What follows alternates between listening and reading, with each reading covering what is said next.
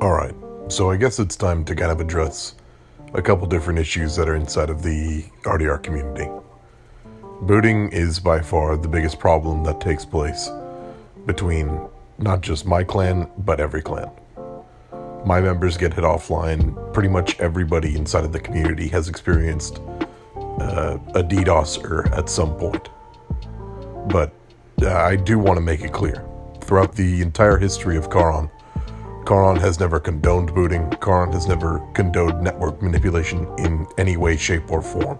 A lot of our enemies will like to sort of point the finger at us and will say that we are responsible for DDoSing people or knocking people offline, or that there's evidence against us when that simply isn't true.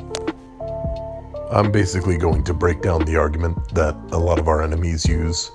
The evidence that they try to point out is, and I'm going to also point some fingers at a couple different culprits inside of the community that have sort of are basically hypocrites or are just flat out lying. Let's start off with the biggest piece of quote-unquote evidence that we are booters. Fighting dirty, which includes booting and whatever else we need to do. Because I'm sick and tired of this community using all these different tools and we never use them. So, going on from this point forward is going to use the dirty, shitty tactics. Now, that would seem like pretty much damning evidence if there wasn't context behind the entire situation that took place that led to us recording that conversation. The recording comes from 2018. Charon was still on GTA. RDR wasn't even a game back then. So the recording comes because the same problems that are plaguing the RDR community now were plaguing the GTA community then. So at that time, Charon was being held offline by another group, and the only resolution that we could come up with was to threaten to use, as I quote, their same dirty, shitty tactics. I'll also quote again, in that video it states, "We're sick and tired of all these other crews using these tactics and we never use them. It's because we never have and we never did."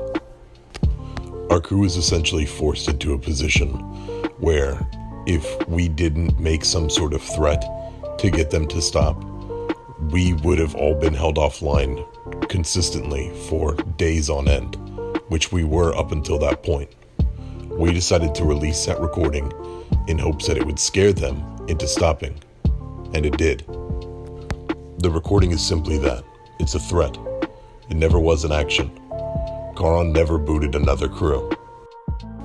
With that out of the way, the next biggest thing would have to be definitely Octosniff, which is a program that people use not just in the RDR community, but in the entire Xbox community. There was a program called XResolver, where you could type in anybody's gamertag and basically instantaneously get the IP of pretty much everybody. The only way to be removed off of this program and off of that list is if you were to buy the actual software called Octosniff, which comes with a program that allows for you to blacklist yourself off of those sites. So a lot of people inside of the community and a lot of people inside of Charon, including myself, bought the program in order to protect ourselves and hide our IPs on the internet. However, some of our enemies will point to the fact that we have Octo as proof that we use Octo to pull IPs. People can pull IPs using Octo.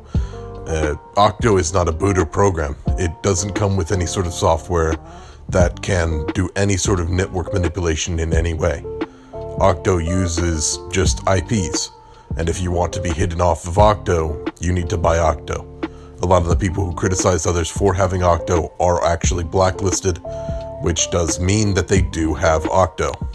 People will often point to people who have been kicked out of our crew as an example of somebody who was a booter.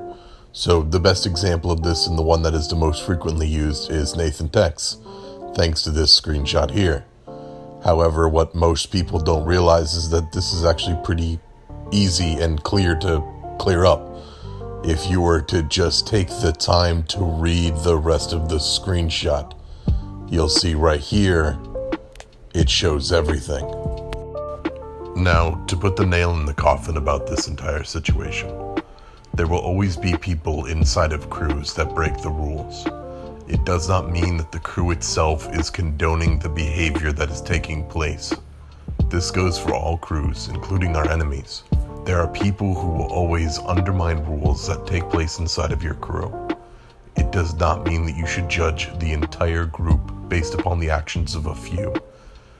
The group should take actions to remove those people, and here in Charon, we have.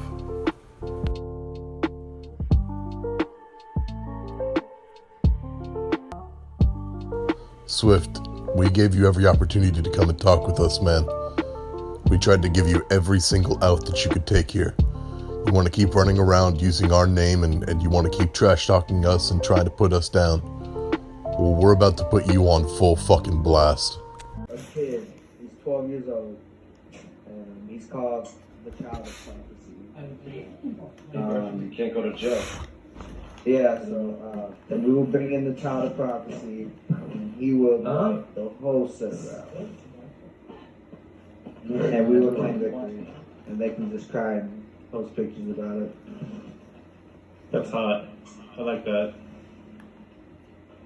How fucking pathetic do you need to be to use a child to commit your crimes for you because you're too scared to take the consequences for committing the federal crime that you're committing? Then after that, after you say you're going to DDoS us, you then say you're going to claim victory, and then you'll just let us cry about being DDoSed. Let's go ahead and look at the next recording, which is one of your members admitting that you boot. So if we're fighting like Mob, Charon, Theo, Methamphetamine, SDM, SDS, those guys, people that do boot, we're gonna do it. Because that's the only way you can beat them is by kicking them out of the session before they can even get. Yeah, we only do it if it's got like a leader account. That's the only way that you can beat those crews is if you do it before they do it. So in that recording, you can hear an XVI member admitting that they boot. The defense is that they say that they only boot other groups that boot.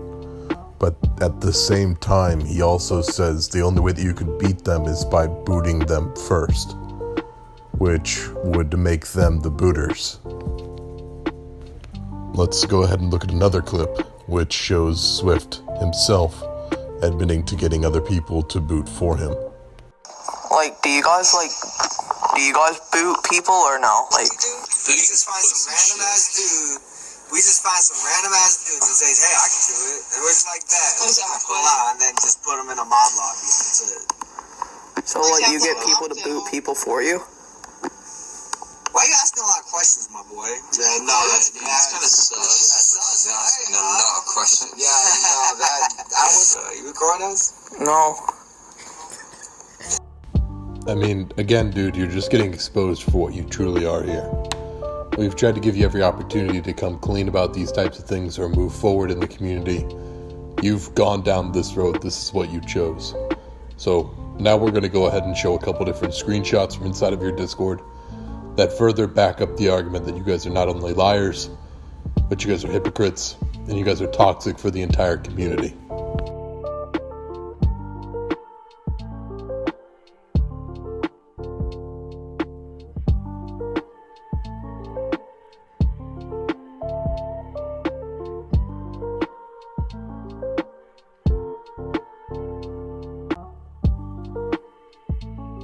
But I mean, Slayer, you can see, like, clearly, like, during any of the fights that you were in with us, you never got booted once, did you?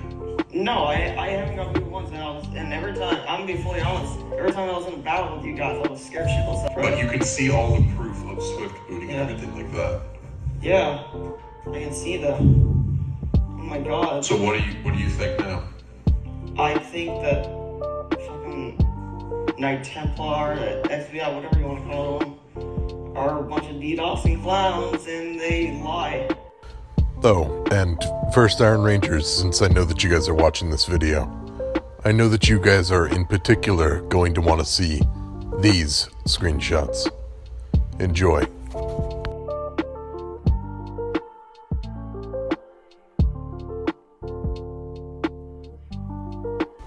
Thank you for watching. I'm sorry this video took a little bit longer than expected to come out, but we wanted to make sure that we were able to say everything that we wanted to say in the video and show everything we wanted to show. Thank you for watching, and hopefully this doesn't happen again.